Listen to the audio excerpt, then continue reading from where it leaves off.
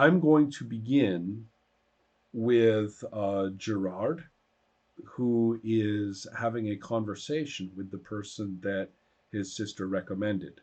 So this is in a room that has uh, a nice carpet, a friendly office. There is a screen which looks out upon space, but it is not actually a portal to look out on space. It's a projection from a camera outside of the ship. So it creates kind of a fake window. So there's a particular place off the side of the ship that is looking at space, and then that particular image is used all over the ship as a fake window. People in spaceships apparently like to look out upon space. It's part of the fun. And if you don't get to, then you get depressed and feel cooped up. So that's how they do it. They have these false windows. Fake space. Fake Yeah. space. So I mean, it's an image of real space, right? So, but you're not actually looking at it. So, okay, the all of this was carefully decided on based on committees, focus groups, surveys, psychometric profiling, and many other fun things for committees to work at. So now we have this other aspect of the environment, which is that the furniture is extremely comfortable. These are the nicest chairs you have sat in for a long time. They are comfy. You can take any position you want to in the chair. You can curl up in it. You can sit up in it. You can recline in it. And it's firm and it's yielding at the same time and is just wonderful. So they are these chairs and sofas they have in this room. And it also has a wall of plants, which are in shelves, which provide them with their nutrients. So they are not in individual pots. They actually are slotted into these modules that provide them with their nutrients and water. But they are open to the air, and so the smell of the plants is in the room, and it's a nice, comfortable spot. There's a reassuring wall of books, so you get the idea that the person who works here is an educated, thinking person. And so the person who comes in introduces himself as, let's see,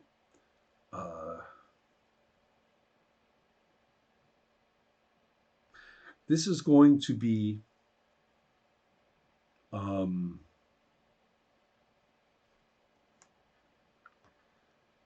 yes, this shall be Captain Matthew Wilson.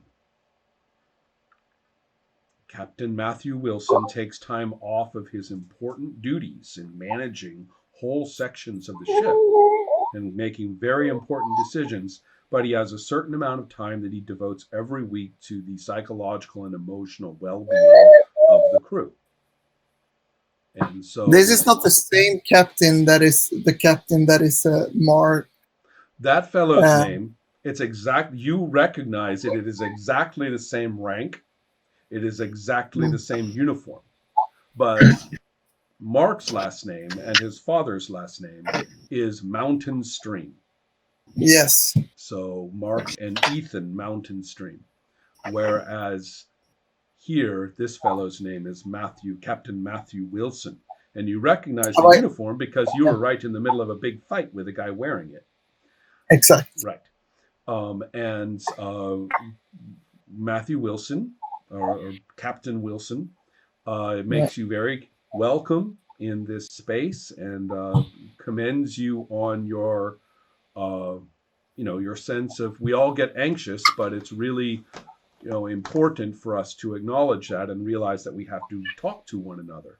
And we all have many responsibilities aboard the ship, and we all recognize that we have to connect as human beings in order to uh, in order to be managed to have a good life here and enjoy our work.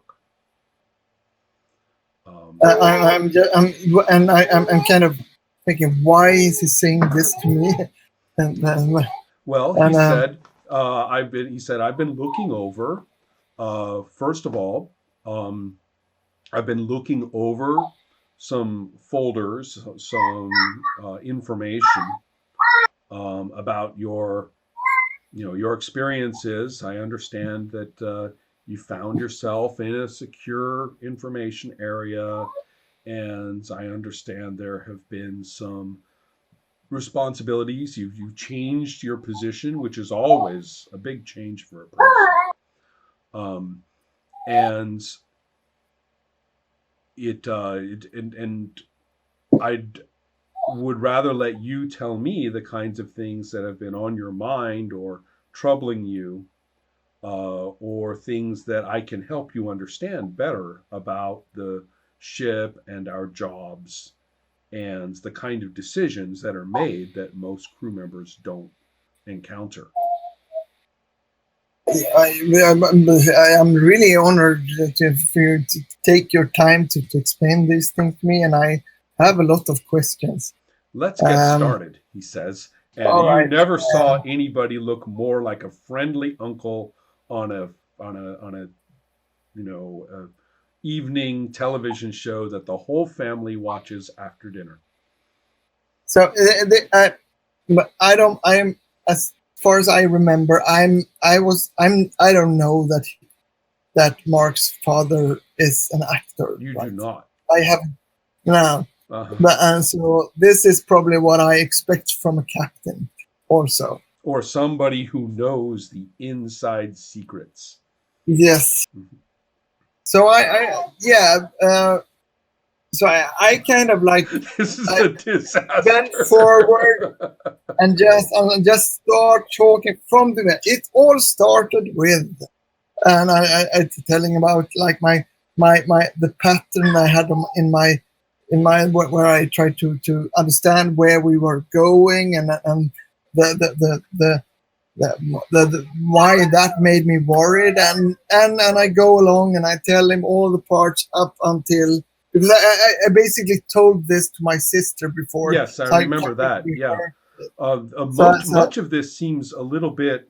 Uh, much of this seems a little bit surprising to Captain Wilson, who starts to look a little bit nervous, and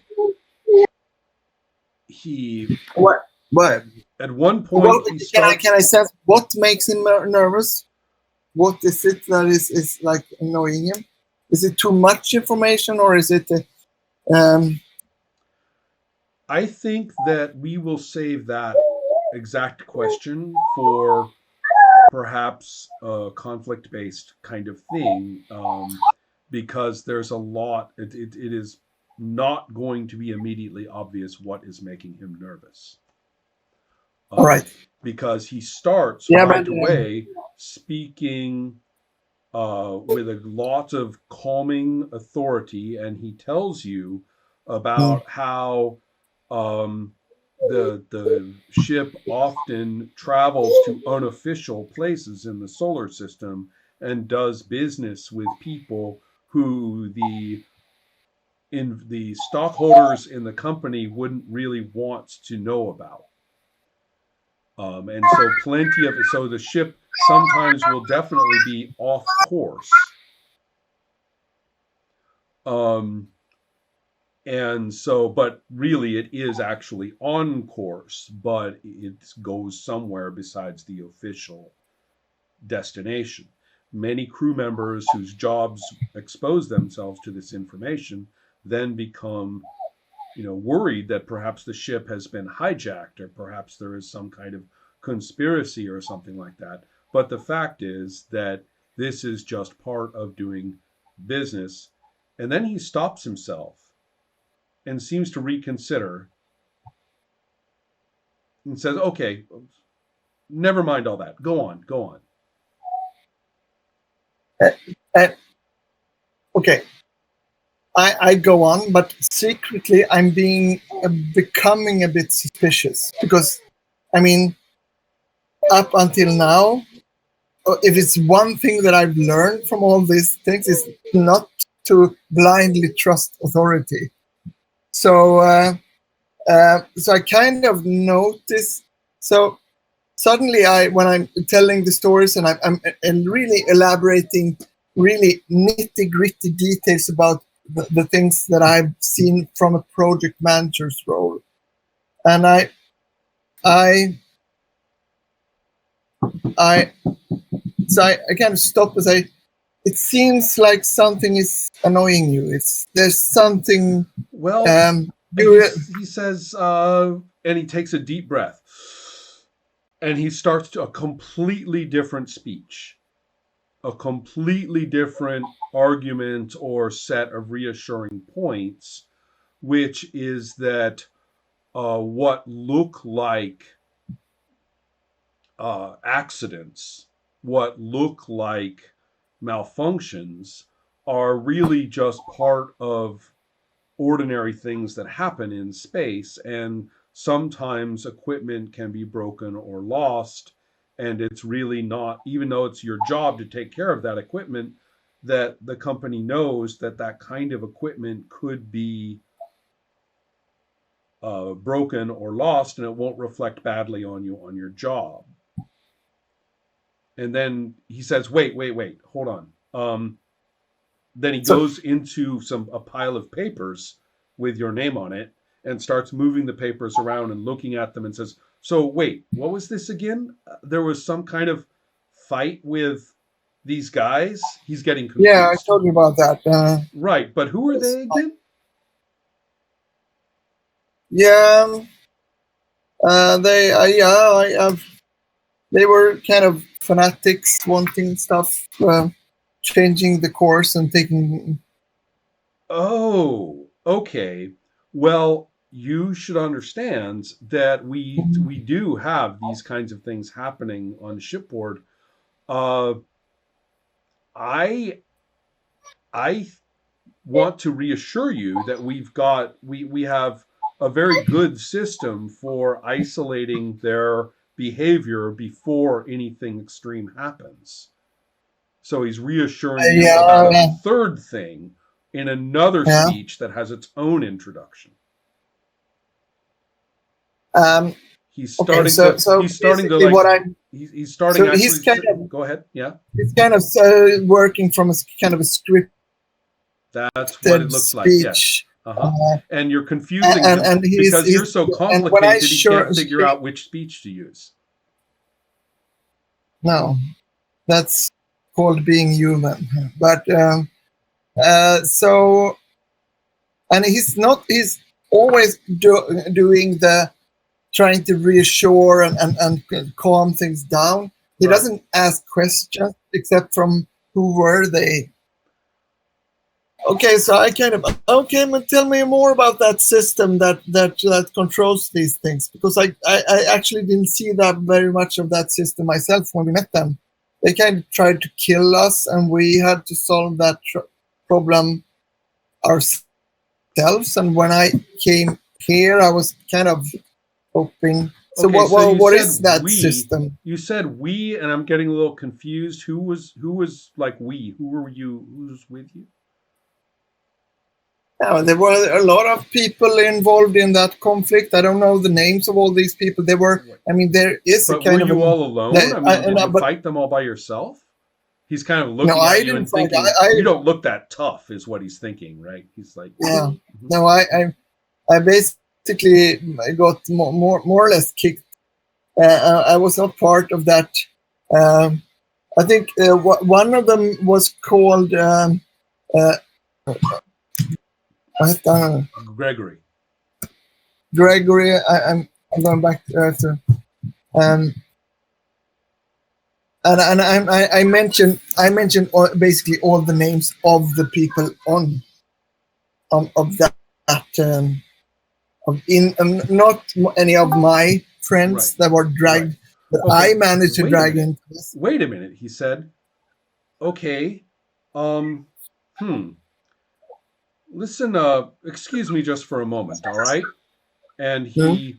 he is going. He says, I need to check with uh, the captain's council. He makes that up on the spot. The captain's council.